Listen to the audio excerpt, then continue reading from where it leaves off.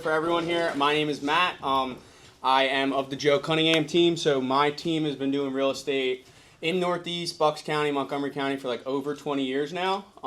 My dad's been doing it for about 20 years now. I've been doing it for about 5.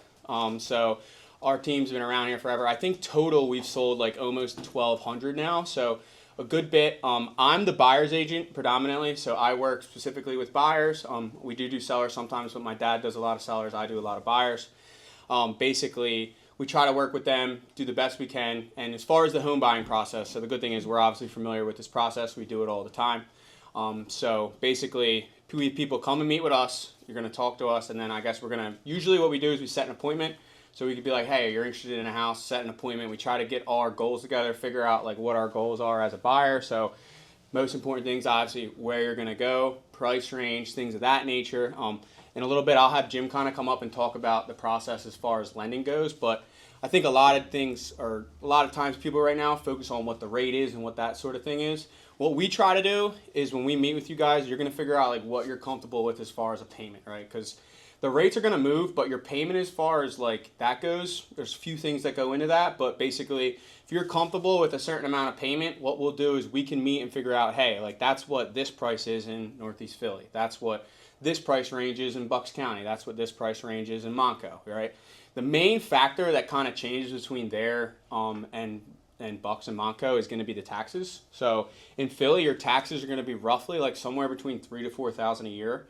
The one thing to take note is in Philly, there is a thing called the home exemption tax. I don't know if anyone's aware of that, but basically it's going to take somewhere between I'd say like high hundred, it's like 700-800-ish, somewhere that off your taxes, right? So if your taxes are $4,000 for the year, right? The minute you buy a house, you get that homestead exemption, it's going to lower it to $3,200, right? So if you do that 800 divided by 12, it's like roughly like 75-ish a month. So that's money you're going to save. That's if you're in Philly. In Bucks and Montco, so let's say your taxes are $5,000-6,000, right? The big percentage of that is going to be your school tax, right? So that's one thing I hear a lot in Northeast Philly, ironically, is people be like, I don't want to go to Bucks. The taxes are too high. But then I might have someone that has 3 kids that are sending them to Catholic school, and it's like, well, you're kind of paying. If you included that plus your city taxes, you're ironically paying more. So that's one thing to take note. One other thing I like to tell a lot of our buyers too that people aren't aware of is when you go to Bucks and Montco, one thing that people don't realize is your insurance goes down a lot. And Jay can talk about this a little bit more, but Philly, and correct me if I'm wrong, Jay, but Philly I think is more of like a high risk area, I guess, insurance wise. So when you go to like all these other places, your insurance might go down a couple hundred a month. So yeah, your payment might be more than you're anticipating, but you don't realize like how that reciprocates across the rest of your payments, right? So that's kind of how it goes from there. The one thing I always want to talk about too with people, how many people of you guys, when you've looked at houses and stuff, have gone like on Zillow and these sites and stuff, right? I'd imagine a ton of people. I'm younger. I do it all the time. I'll be the first to tell you their interface is way better than the MLS. The MLS is the multiple listing system. That's where everything flows legally in the state of Pennsylvania, right? So when we put a house up, let's say we put 123 Main Street on the market, it sells on a Friday. Within 24 hours, we have to go into the system and say, hey, this house is now pending, right? Pending is the term when it goes from active would be it's available, pending it's in the process of going under contract, right? So that process can be anywhere from 30 to 60 days. So as a home buyer, that's kind of how long you get for the entire process from start to finish, right? So your settlement's going to be anywhere from 30, 45, 60 days, okay? But anyway, going back to Zillow, they won a lawsuit with the MLS, right? So, and the MLS, for the most part, covers most of the entire eastern United States, right?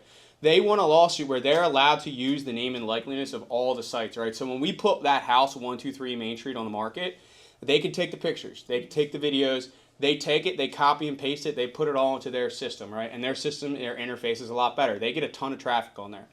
But the thing is that people don't realize Zillow makes money off of realtors, not consumers. The reason I know that is because we did it before, right? So we were paying. Zillow basically operates where they have like a hit list. Say there's 10 realtors, right? Realtor 1, whoever pays the most, let's say he's paying Zillow $3,000 a month. He's gonna be first on the list. Realtor 2 is paying them $2,800 a month. He's second.